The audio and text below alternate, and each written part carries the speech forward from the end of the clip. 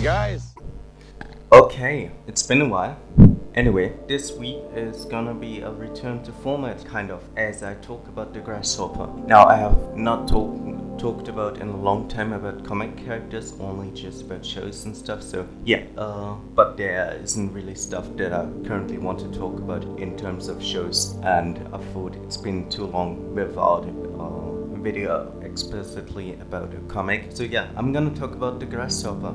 He's one of Marvel's joke characters, with all versions being created mainly by writer Dan Slott, who you might know from his work on Spider-Man, or should I say Superior Spider-Man. Anyway, with different artists, mainly Paul Pelletier, Ty Templeton, Karen Dwyer, and Christos Gage. So he created the first one with artist Paul Pelletier. And the first Grasshopper was a guy named Doug Taggart, who appeared on the pages of JLA miniseries of 2005. So JLA stands for Great Lakes Avengers, which is already a joke team, and they have various miniseries. They will appear more often in this video, but under different names, because quite funny story is they got various cease and desist letters from various teams, so they had to change their names. For example, they started off as Great Lakes Avengers, then became the Great Lakes X-Men, and then the Great Lakes Champions and the Great Lake Initiative, only to change back at some point to Great Lakes Avengers. Yeah, he was a member of the Great Lakes Avengers actually for 5.8 seconds. Now, Doug Taggart is an employee of Roxxon Oil. Roxxon already appeared in various Marvel media, who pines after his colleague Cindy Shelton, who in turn only has eyes for the ever-gregarious Grasshopper. Now, this was kind of done as a mock towards classic comic book style love triangles. Grasshopper is later rectified to be a part-time Roxxon security man with their superhero stuff on the side. True, it is never stated, but the implication is that Roxxon designed and built the Grasshopper suit/armor, which is the source of Grasshopper's powers. Now, soon after Grasshopper meets up with the JLA, as they both try to stop a robbery being committed by Batroc Brigade.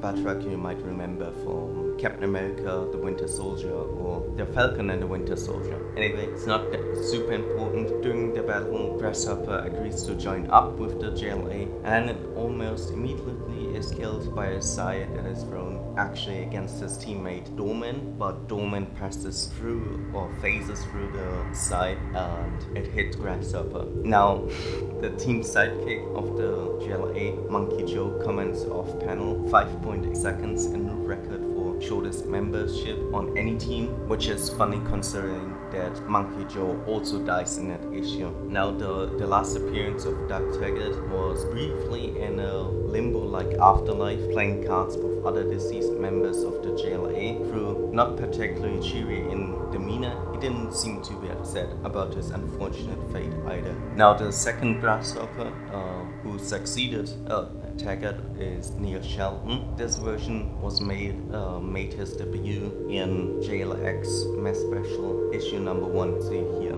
again. At that point, they were called Great Lakes X-Men. So, and this is a Christmas special, so JLX Mass. Just like his predecessor, he is a security guard for Roxxon and is handed the Grasshopper suit by Roxxon. While patrolling outside of Roxxon Labs on Christmas Day, Shelton defeats Killer Shrike, which is a minor villain in Marvel Comics and also former employee of Roxxon, when Killer Shrike attempts to steal Project C. Now, Dr. Cindy Shelton shows up again to recover the Project C device and is unaware that there is a new wearer of the Grasshopper armor, so she invites him to dinner, but in Neil's full balloon it states that he is secretly Cindy's lost long brother and he must of course deny his feelings. This revelation makes the previous Grasshopper Cindy Shelton love triangle even more bizarre, and as he tries to escape his sister's amorous advances, Neil initiates a maximum jump, rocketing heroically into the air. Now, because it's a grasshopper, he has the super jump, of course. However, instead of escaping to freedom, it's later revealed that Neil was met by Dorman, who at this point is a new angel of death. And in this role, Dorman picks Sheldon up, revealing that the second grasshopper had jumped into space, which killed him.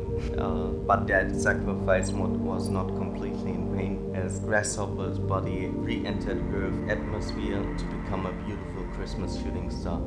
Yeah, all those deaths are hilarious and bittersweet and very macabre. Now, after that, Dan Slott went on to create a new grasshopper and introduced the character in the one-shot Deadpool Jail Eye Summer Fun Spectacular, issue number 1. Again, a Deadpool team-up comic with the Great Lake Avengers, at this point calling themselves the Great Lake Initiative. Now, this grasshopper was introduced as the all-new, all-different grasshopper, making fun of the current time back then, and this was more of a comedic mix between Iron Man and Spider-Man.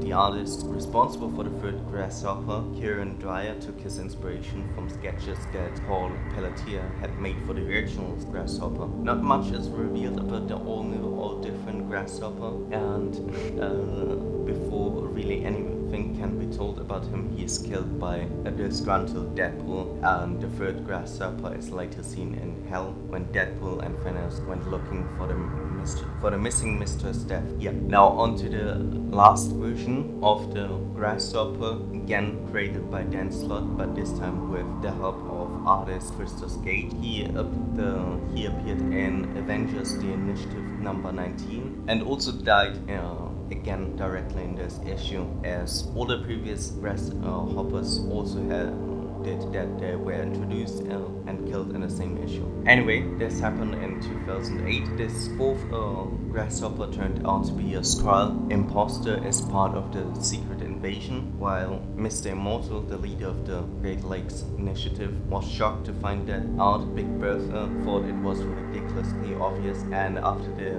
invasion, the real grasshopper isn't shown in a support group meeting with the others that had been replaced by Skrulls. Now, the fate of the Skrull grasshopper is unknown, but he's presumed to be killed. In terms of powers and abilities, the grasshopper's powers are derived entirely from a powered suit, metallic green in color, and with an appearance reminiscent of, well, a grasshopper. Now, the suit's primary ability is that of a fantastically vertical leap powered by long robotic grasshopper legs. These legs can also deliver a devastating kick. Its secondary abilities include insectoid sensors, which work as an early warning system, and zoom lenses, which provide long-range sight. Voice-activated commands can be used to initiate some of the suit's powers. A notable fault of the suit, as you've probably learned over this video, is that despite its stiffy and sturdy appearance, it offers little to no armor protection to the wearer, thus allowing, for example, a simple hand-thrown weapon to pierce the head, as it was in the case with the first grasshopper was killed by his side. And the head part is normally one of the most heavily defended areas on a suit of armor. And lastly, the fourth version could also shapeshift due to being a Skrull. Anyway, this is gonna be it for this week, and we see us next time when I might be talking about the Protector, which is another Marvel character with 5 iterations. I'm still waiting for the Black Widow movie so I can talk about all the different versions of Black Widow. And yeah, take good care of yourself in those times.